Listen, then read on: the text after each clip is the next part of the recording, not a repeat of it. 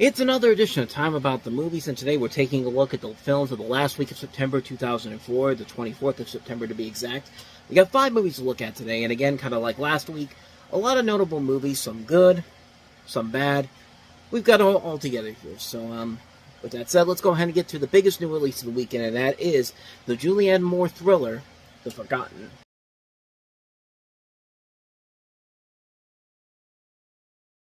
God, Julianne Moore had a terrible 2004. This is The Forgotten, the second big movie with Julianne Moore in it. That was not a memorable movie.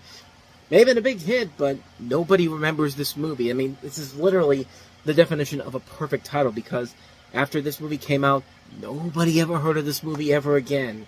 You have Julianne Moore playing a woman who loses her son in a plane crash 14 months earlier, only to wake up one morning and be told that she never had a son. All of her memories are intact, but no physical evidence that contradicts the claims of her husband. Her psychiatrist sets out in search of solid evidence of her son's existence, to the point where it gets crazy, where she doesn't even have a husband. She doesn't even have a psychiatrist. This movie doesn't have a reason to even exist. I literally believe this movie has no reason to exist except for the fact that it's late September. Nobody's putting out any big blockbusters. Columbia Pictures sees the possibility of a movie that they would have easily thrown in the dumping months of January or even late August, and sees that there's nothing there, and it's just like, put it there because nobody's going to go see anything else. We put enough advertising behind it, people will go and see it. And there was a lot of marketing for this movie when it came out. If you ever saw the show Coming Attractions, Sony had this thing where they would always show a trailer every single week building up to the release of the movie, but they would do that with all of their movies. And apparently that was part of the reason why those movies ended up becoming successful. White Chicks did that, Underworld did that, Secret Window did that, and this is another one that did that. And in the end, yeah, the movie may have made money back then, but really, honestly, 20 years later, did you even know this movie even existed before I brought it up? I certainly don't remember it. The only thing I remember is that scene at the end of the trailer, and then that's it. I mean, that's pretty much all I remember from it.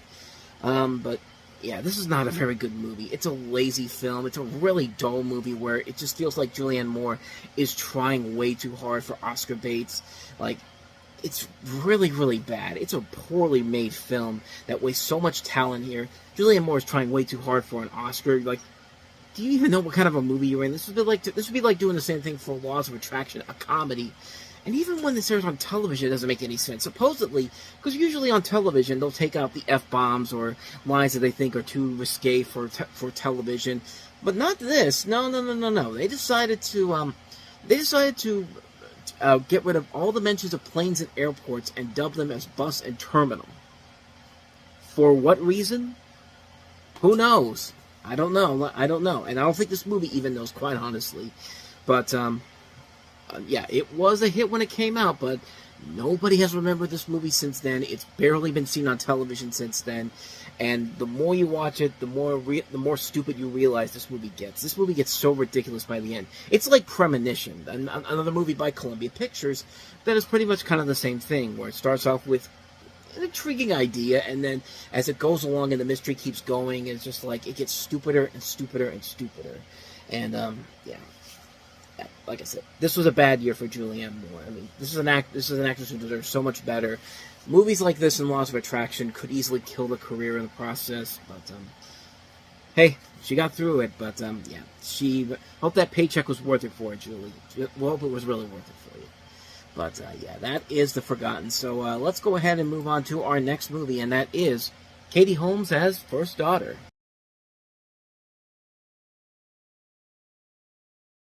The first daughter, of course, being the first daughter of the President of the United States, who's played here by Michael Keaton. It sounds a lot cooler than it actually is in the movie, and this is a really weird movie. I mean, it doesn't look like that on paper. You got a story here that has Katie Holmes as the daughter of the President of the United States, who enrolls at college and develops a relationship with another student played by Mark Lucas. The film follows Samantha. She experiences a new sense of freedom during her time away from the White House and the advantages and disadvantages of her college life. But yeah, again, doesn't sound like anything too interesting or anything too crazy, especially considering that this is pretty much the same plot as Chasing Liberty. But then you look at the people behind the movie. This was directed by Forrest Whitaker, who did Hope Floats, as they mentioned in the trailer. Jerry O'Connell, yeah, St. Elmo's Fire, the guy on the talk, you know, the guy who's been the guy from Sliders, yeah.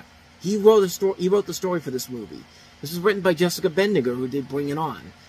Three weird people together in one movie. Not weird in general, but just weird different styles of filmmaking together in one movie.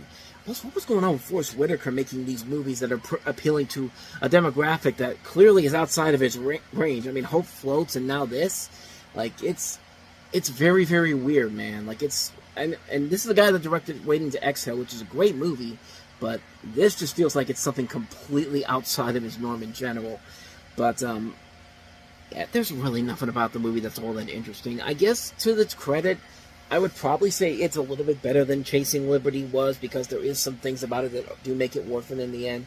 Specifically, Michael Keaton as the President of the United States. I mean, that's kind of awesome, but at the same time, that's really about it. I mean, there's literally nothing about this movie that's as different as Chasing Liberty, except for that one cool thing that I mentioned. But other than that, though, it's a pretty lame movie. It's a movie that you could tell was sitting on a shelf at Fox for so many years. It was in development hell for almost 5 years, so that should be your first warning right there, that this is probably not going to end well, unless you have really good people behind the scenes to make it work. And they just didn't here. It's a largely forgettable film. It's not even worth getting all that worked up about, honestly. So let's go ahead and get on to a much better comedy that came out this weekend. Edgar Wright's first entry in the Cornetto trilogy, Simon Pegg, Nick Frost, and of course the classic Shaun of the Dead.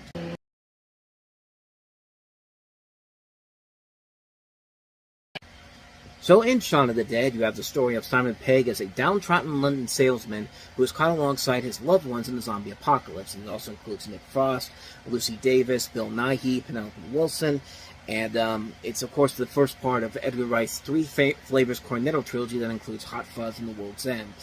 And it's a movie that went on to become a massive hit, both in the UK as well as the United States, went on to have a cult following, and celebrating its 20th anniversary this year. And it's a classic movie for a number of different reasons. And confidentially, there's a reason why I paid $600 to get this into my collection, because I love this movie that much. Okay, technically, I didn't pay $600 for this particular movie. It was actually part of a set that includes Hot Fuzz and The World's End. Come on, point to it. There it is.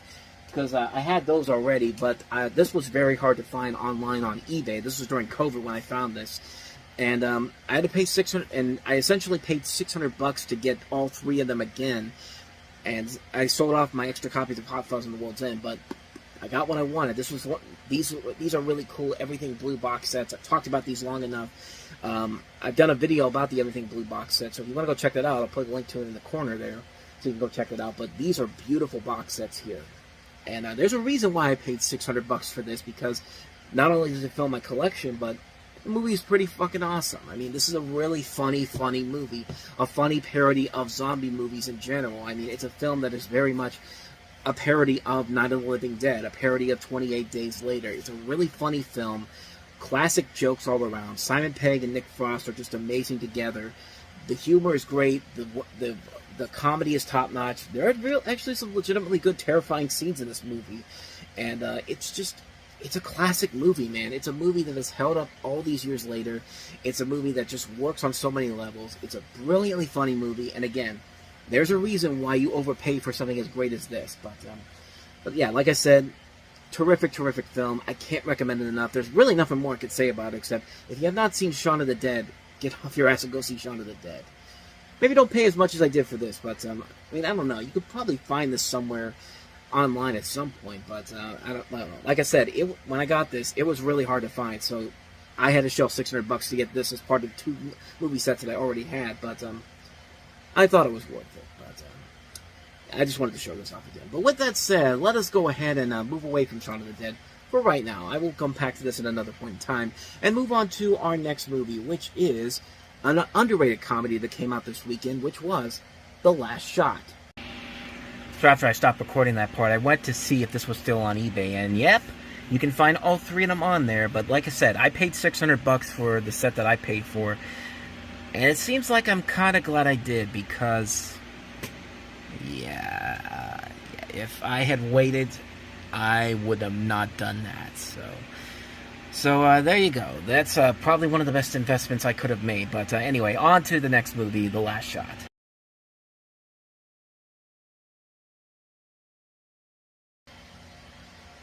boy, that last line was pretty awkward now that Alec Baldwin accidentally shot somebody on the set of a movie. And Matthew Broderick, of course, killed 2 people in an accident on the Irish countryside. And I've got the tape to prove it here. Actually, this is not the tape of that incident, but this is actually, this whole episode's just going to be showing off my stuff that I got off of online. But this is a Valishard tapes. They actually did a dark, sadistic video about this is not even, I don't even know if this is actual video or not, but this is a VHS cover, of course, of Ferris Bueller's Day Off, but it's Matthew Broderick killed 2 people in a car accident in the Irish countryside, and it tells you the story behind the back here. And it says here, the roads were wet in Ireland when they drive on the right-hand side. As Broderick drove down a straight road free of bends, he crashed into a vehicle containing 2 local women. The locals died in the crash, while Broderick and Jennifer Gray, I guess when they were together, survived.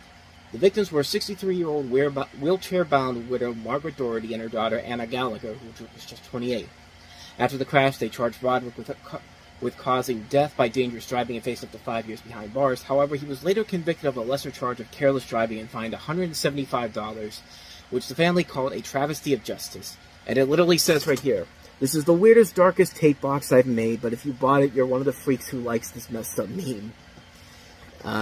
Can't argue with that, but yeah, this is a problem, and I just found this kind of amusing.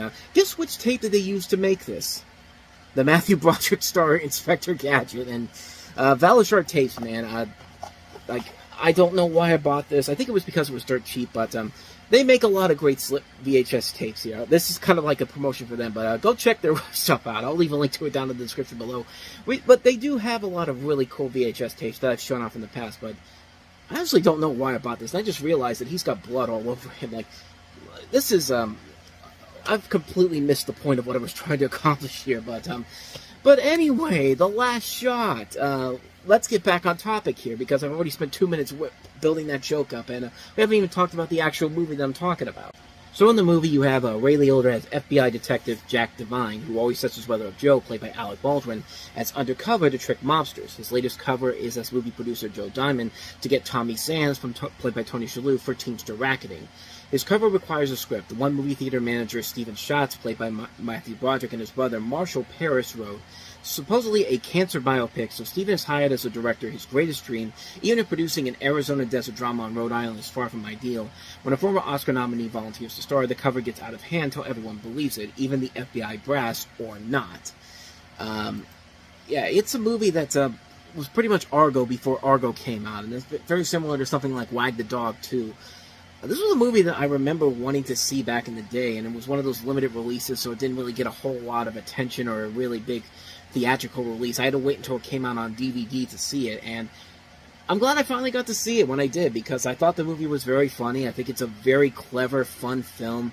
Very similar to something like Wag the Dog or Argo, which I think are much better movies, but it is a really good, fun film featuring a great cast. It also includes Toni Collette, as it says in the trailer, Callista Flockhart, Tim Blake Nelson, James Rebhorn, Joan Cusack, who is uncredited in this movie. We also have Judy Greer, Eric Roberts, Glenn Morshower, Ian Gomez, Buck Henry, so a lot of really good talent involved in the movie. This was written and directed by Jeff Nathanson, who made 2 of Spielberg's best movies of the last couple of years at that point, Catch Me If You Can and The Terminal. So yeah, I was really excited to see it. I'm glad the film ended up being as good as I thought it was going to be, because it was a really funny movie. It was a really clever film, really well done overall, and I thought it was very good. I thought it was a very enjoyable film.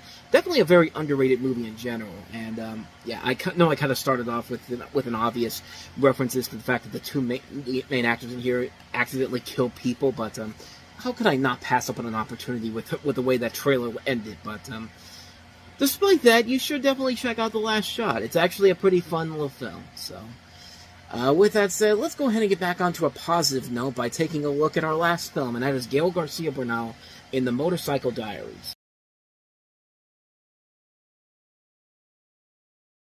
This is actually a biography about Ernesto Che Guevara, who was played by Bernal, who would several years later become internationally known as the Marxist guerrilla leader and revolutionary leader, Che Guevara. It recounts the 1952 expedition initially by motorcycle across South America by by Guerra and his friend Alberto Granado, as well as being a road movie. It is a coming-of-age film as the adventure, initially centering on youthful hedonism, unfolds, and Guevara discovers himself transformed by his observations of the life of the impoverished indigenous peasantry.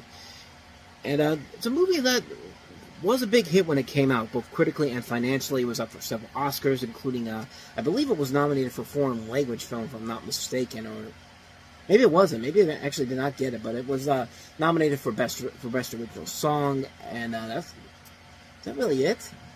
I guess just that one thing. I thought this got an Oscar nomination for Foreign Language Film, but I guess not. But regardless, it's a really good movie, and I thought it was a very interesting film to put together here, a film where you're eventually seeing this man who would become a legendary figure in a very different light here, and I think it's a very good film that really does benefit from Gael Garcia Bernal giving this incredible performance of Che Guevara. I mean, I think he's a lot better in this than somebody like Benicio del Toro was when Steven Soderbergh made his movie, which is still a great movie, but this movie in particular I think is definitely my favorite of the two films. Not much more to say about it, except it's definitely a very interesting movie to watch indeed.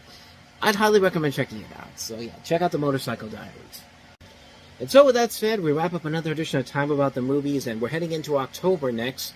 And we've got another doozy for you on the next episode. We've got Shark Tale, the movie where I broke my pinky finger. And if you don't know that story, settle in for that one, because that's going to be a real treat. But then again, you can probably look for the video where I already talked about it. But I'll delve into a quicker, shortened version of that once we get to that film next time around. But we also have John Travolta and Joaquin Phoenix in the fire drama for Ladder 49. We have Woman Thou Art Lucid, and we also have David O. Russell's I Heart Huckabees, where clearly nothing of controversial things will come out of that movie. If you don't know the story about that already, we'll talk about that on the next episode, and that'll be on tomorrow's show. So, with all that said, thank you very much for watching, and if you want to see more videos like this, please hit the playlist on the next page, check out the previous episode, and also don't forget to hit the like and subscribe button if you want to see more videos like this on this channel. So, with that said, I am off. I will see you guys next time, and until then, as always, take care.